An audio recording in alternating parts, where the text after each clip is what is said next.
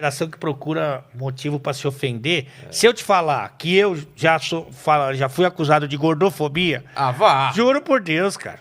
Eu juro por tudo quanto é mais sagrado. Como que um gordo pode ser acusado de gordofobia? Exatamente. Você me chamou de gordo? Não, eu falei, se fosse gordo. Não, eu falei uma probabilidade. Eu falei e já me arrependi. Ei, Gustavo. Gustavo, você tá aí, Gustavo? Olha. Cara, olha a risada dele, parece toda gengiva. Agora que eu vi, faz aí, ri. O Pac-Man. É o Pac-Man. E eu Mas- já fui acusado de gordofobia. E por quê? Por Não, uma eu- piada? Na verdade é uma brincadeira. Ano passado, eu voltei a fazer transmissão de futsal, que a minha vida é muito... tem que ser muito grato a essa modalidade, futebol de salão, futsal, porque eu fui jogador profissional e comecei a minha carreira na comunicação comentando futsal. E eu comecei a comentar lá na ESPN só o futsal com 26 anos. E aí, então, assim, minha formação foi de atleta de futsal e depois comecei comentando futsal e aos poucos as coisas foram acontecendo para esse caminho que eu tô hoje. Então, eu sou muito grato ao futsal. E lá no Esporte Interativo não tinha mais futsal e até... Puta, eu vou esquecer o nome agora, vai ficar ruim, mas é TVN Esportes. Tomara que seja isso. Me desculpa. E ela transmite os jogos da Liga Nacional de Futsal. Tipo assim, você compra um link e você pode ver todos os jogos. Aí o cara me fez a proposta, assim, financeiramente não tinha nada a ver com a minha realidade, mas para devolver um pouco para a modalidade, né? Tentar usar a minha influência para trazer mais gente para ver o futsal. E nessa eu comecei a fazer alguns jogos da Liga Nacional, da última Liga Nacional. E aí, só que eu não estava muito antenado com o que estava acontecendo no futsal naquele momento. Não conhecia todos os jogadores. Entendi. E não sei o que, né?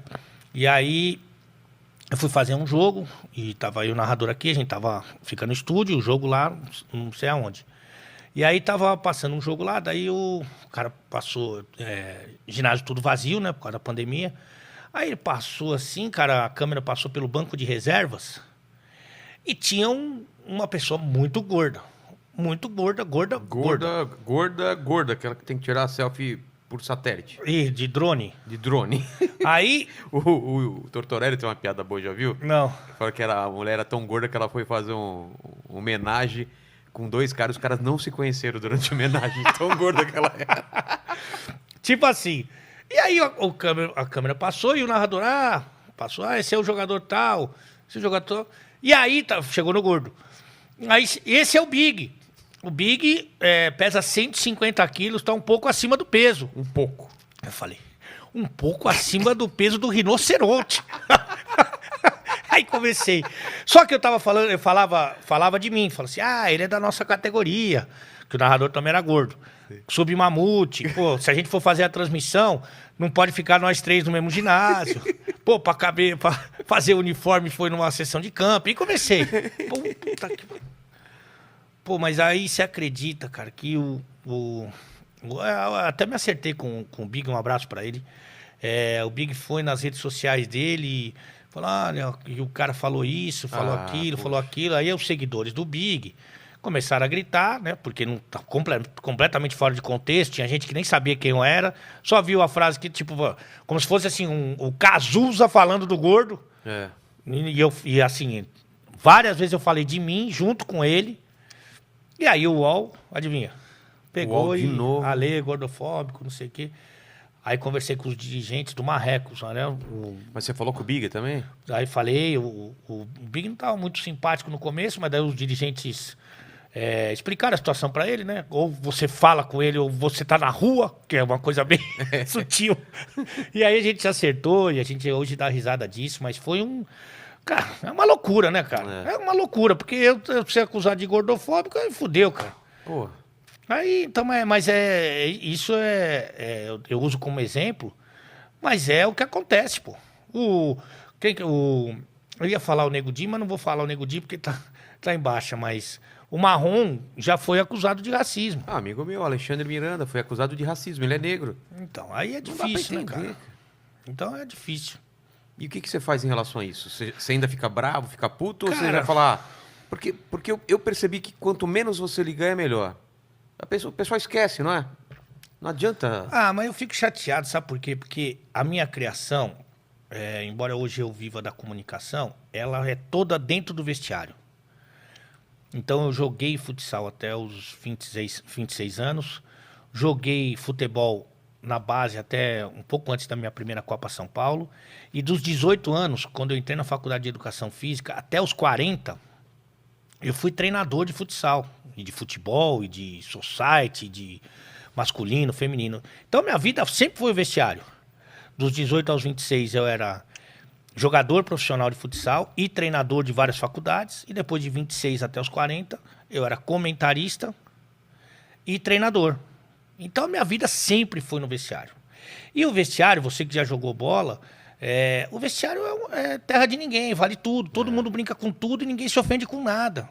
Eu sei que o mundo mudou, que a gente precisa entender as coisas do mundo e tal, mas na minha cabeça, nada que eu falo tem maldade. Não vem carregado de ódio, pra humilhar, de preconceito, nada. Porque pra mim, eu nem sei, pra mim, se eu olho pra pessoa, pra mim, eu nem vejo a cor dela, não vejo o tamanho, não vejo nada, cara. Eu acho pouco provável que tenha alguém que se zoe mais, tirando aí, talvez, os humoristas, né? Mas que se zoe mais que eu, certamente não tem. Né?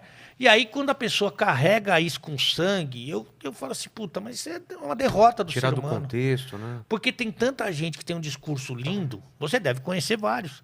E é um puta de um bosta, como pessoa, como ser humano, mas o discurso é lindo. Pô, é o que mais tem, Mas né? o cara não cumprimenta o empregado dele, e o cara é um racista, o cara Maltrata tem a mulher. preconceito, xinga gay.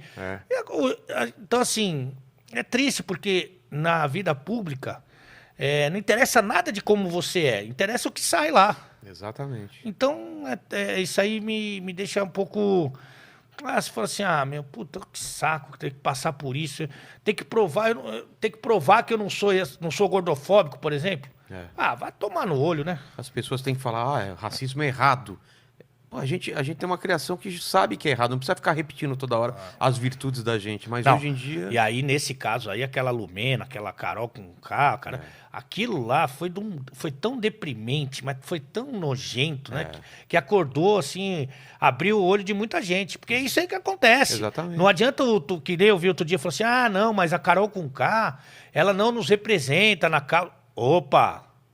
Ela foi pra lá com essa função, inclusive. Opa, que é isso. Ela foi escolhida pela Globo porque ela militava, cagava a regra. O pessoal queria isso daí mesmo. E cada vez mais. E aí tá. Por isso que o pessoal. Por exemplo, a minha filha tem 12 anos, mas eu posso te garantir que mais pra frente, mais velho também, ninguém vê mais televisão. Porque a televisão fica cheio desse. Olha, não pode falar isso, hein? Não pode falar aquilo, hein? Não vai falar aquele, hein? Não vai falar isso. Não vai... Pô, daqui a pouco só vai contratar mudo pra fazer televisão. É verdade, né? E aí, o que você achou do jogo? Porra, meu. Entender de futebol é importante, mas fazer televisão também pô. Você entreter o cara. Eu aprendi isso, que eu não aprendi nada, né? Por isso que dá essa merda que tá dando.